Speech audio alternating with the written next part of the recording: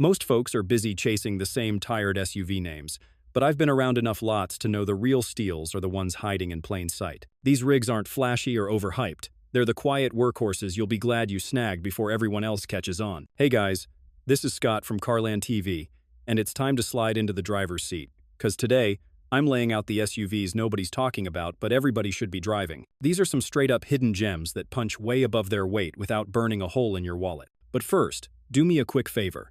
Tap that subscribe button and ring the bell so you don't miss what's coming next. It ain't required, but those clicks keep this thing rolling and make it easier for me to keep dropping solid car content straight to your screen. Now, let's get back into it. Mitsubishi Outlander PHEV. The Mitsubishi Outlander PHEV is one of the most slept-on SUVs in the US right now. Everyone's too busy chasing Toyotas and Hondas, and they don't realize this thing quietly delivers some of the best bang for the buck in the plug-in world. You get about 38 miles of pure electric range, which covers the average American's daily commute without burning a drop of gas.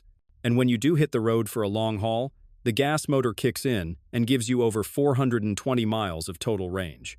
That's peace of mind you don't get with a pure EV. Here's the kicker.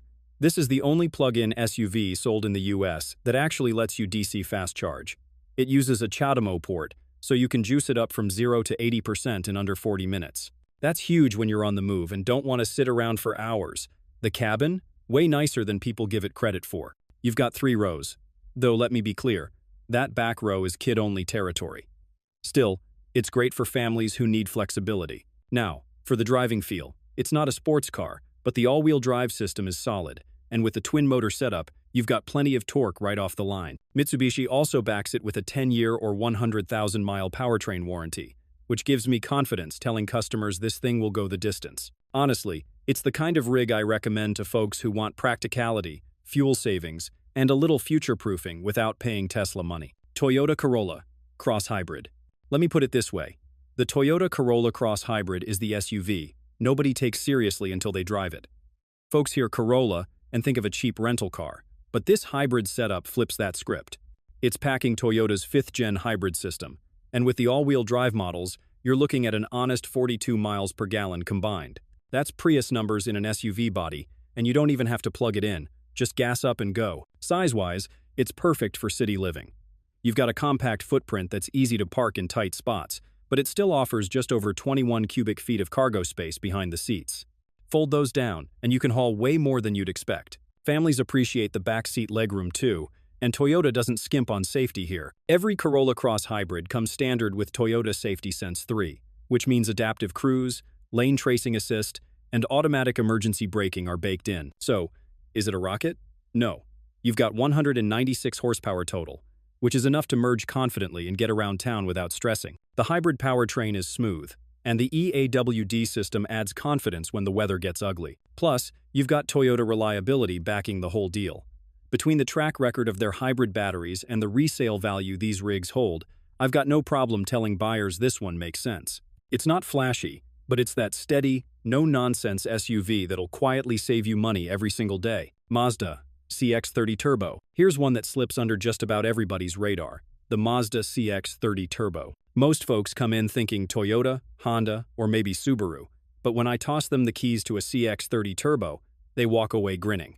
Under the hood, you've got a 2.5-liter turbocharged 4-cylinder that makes 250 horsepower and 320 pound-feet of torque on premium fuel. Even on regular gas, it still pumps out 227 horses, which is way more grunt than most small SUVs in this price range. Mazda tuned this thing like they actually care about driving. Steering's tight, suspension's planted, and it handles curves like a smaller car. You don't get that floaty, disconnected feel you find in a lot of crossovers. Inside, it's another story people don't expect. The cabin feels premium leather seats, real stitching, clean layout, and an infotainment system that doesn't look like an afterthought. Honestly, for the money, the interior punches above its weight. Safety is another box it checks. The CX-30 has snagged the IIHS Top Safety Pick Plus multiple years, which is the highest rating you can get. That means not just solid crash scores, but also headlights and driver assist features that actually work right. Gas mileage isn't hybrid level, but it's decent for the power you're getting. You're looking at around 22 miles per gallon in the city and 30 miles per gallon on the highway, which is perfectly livable. The truth is, this rig gives you a near-luxury feel and real performance without having to spend Audi money. It's one of those SUVs I'd call a driver's car disguised as a family crossover. Kia Niro Hybrid. I'll be real with you. The Kia Niro Hybrid is one of those crossovers people scroll right past when shopping online. And that's a mistake. On paper, it doesn't scream excitement, but in day-to-day life, it just flat out works. This little rig delivers up to 53 miles per gallon combined, which means you're basically getting Prius-level fuel economy but with SUV practicality. You don't plug it in, no learning curve. Just drive it like normal and enjoy those crazy low gas bills. Now, here's where it surprises people. Space. The back seat is roomy enough for adults, and you've got about 22.8 cubic feet of cargo space behind the seats. Drop them flat, and you're looking at over 63 cubic feet. That's more than enough for a couple of bikes, camping gear, or your kid's soccer hall. The Niro isn't pretending to be an off-roader, but for city driving and light road trips, it's hard to beat. Performance-wise, you're getting 139 horsepower from a 1.6-liter four-cylinder mated to an electric motor. Doesn't sound like much, but the electric torque off the line makes it feel peppier than the numbers suggest. It uses a 6-speed dual-clutch automatic instead of a CVT, so it drives more like a normal car. Warranty is another reason I don't hesitate to recommend it. Kia covers you with that 10-year or 100,000-mile powertrain warranty, and that's peace of mind if you plan on keeping it long-term. Bottom line, this thing isn't flashy, but if you want a commuter that saves you thousands and still feels like a proper car, the Niro Hybrid is one of the smartest buys out there. Chevrolet Trailblazer. You know what surprises me about the Trailblazer?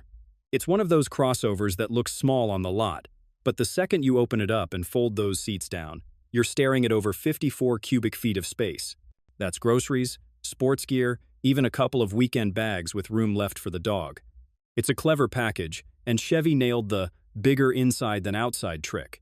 I usually steer folks toward the 1.3 turbo.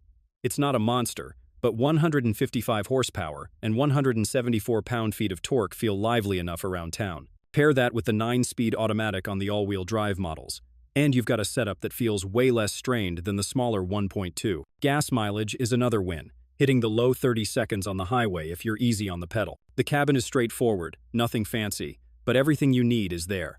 Wireless Apple CarPlay and Android Auto are standard, which means no fumbling with cables. Visibility's good, seats sit you up high, and even the base trims get Chevy Safety Assist, which should include automatic braking, lane keep assist, and forward collision alert. Those aren't gimmicks. They actually make a difference when you're stuck in traffic every day. So while most folks brush it off as just another small Chevy, the Trailblazer pulls more weight than you'd think. It's not trying to be luxurious or sporty, but it checks the right boxes for real-world use. I've had plenty of customers drive one thinking it's temporary, only to hang on to it longer than planned because it just fits their life. Buick Envista. The Envista caught me off guard the first time I walked around one. Buick ditched the boxy SUV shape here and went with more of a sleek, coupe-like roofline. At first glance, you think, there's no way this thing is practical. But slide into the back and you'll realize it's actually got decent room. Cargo space clocks in at 20.7 cubic feet with the seats up, and it opens to 42 cubes once you fold them flat. Not massive, but plenty for a week's worth of groceries or a road trip bag setup. Every trim gets the same 1.2-liter turbocharged 3-cylinder, making 136 horsepower and 162 pound-feet of torque. Sounds tiny, but with the 6-speed automatic, it moves just fine for daily driving. EPA numbers are right at 28 miles per gallon in the city and 32 miles per gallon on the highway, so you're not bleeding at the pump. It's front-wheel drive only, so don't expect off-road chops. But for commuting and highway cruising, it's smooth and easy. What Buick did well here is the interior. Even on the cheaper preferred trim, you've got a big 11-inch center screen, an 8-inch digital cluster, and wireless CarPlay and Android Auto standard. Step up to the Avenir, and it feels almost near luxury, with stitched seats and nicer trim. Point is, this isn't an SUV for someone trying to flex. It's for somebody who wants sharp looks, modern tech, and a comfortable ride without paying BMW money. I've seen plenty of people dismiss Buick altogether, but the Envista is proof that they still know how to put together a solid daily driver that flies under the radar. Subaru Crosstrek. The Crosstrek is one of those SUVs that doesn't shout for attention, but man, it just makes sense. Standard all-wheel drive, no nickel and diming you for it, and almost 9 inches of ground clearance on the regular trims. The Wilderness trim pushes that even higher and gives you skid plates, beefier suspension, and a tow rating up to 3,500 pounds.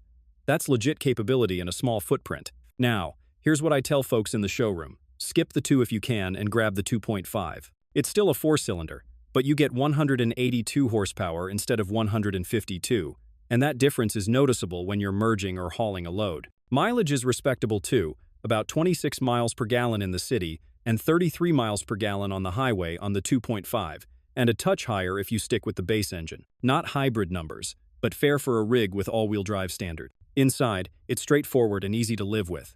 About 20 cubic feet of cargo behind the rear seats, nearly 55 when you fold them down. Plenty for gear, groceries, or a weekend trip. Subaru throws in eyesight safety tech on every trim, so you've got adaptive cruise and lane assist working even on the lower models. I've seen people buy Crosstreks thinking they'll just use them as commuters.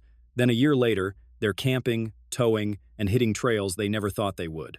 It's not flashy, but it's dependable and way more versatile than it looks sitting on the lot. Lincoln Corsair Grand Touring. I get a lot of folks who walk right past the Corsair, and that's a mistake, especially the Grand Touring plug-in hybrid. On paper, it doesn't sound like much, but this thing blends luxury comfort with real-world efficiency. You've got a 2.5-liter Atkinson Cycle 4 matched to an electric motor and a rear-mounted motor for all-wheel drive. Total system output? About 266 horsepower. It's not a rocket, but it's smooth, quiet, and handles day-to-day driving without breaking a sweat. The real draw is the electric range. You're looking at 27 miles of EV-only driving, which covers a lot of daily commutes or errands without firing the gas engine. Once the battery's out, it transitions seamlessly into hybrid mode. EPA rates it at 78 miles per gallon equivalent when you're mixing in that plug-in range, and around 33 miles per gallon combined when you're running it strictly on gas. That's solid for a luxury SUV with all-wheel drive. Inside, this is where Lincoln pulls ahead of the usual suspects. It's properly quiet thanks to active noise control, and the seats are what I'd call road trip worthy. Cargo space is usable too.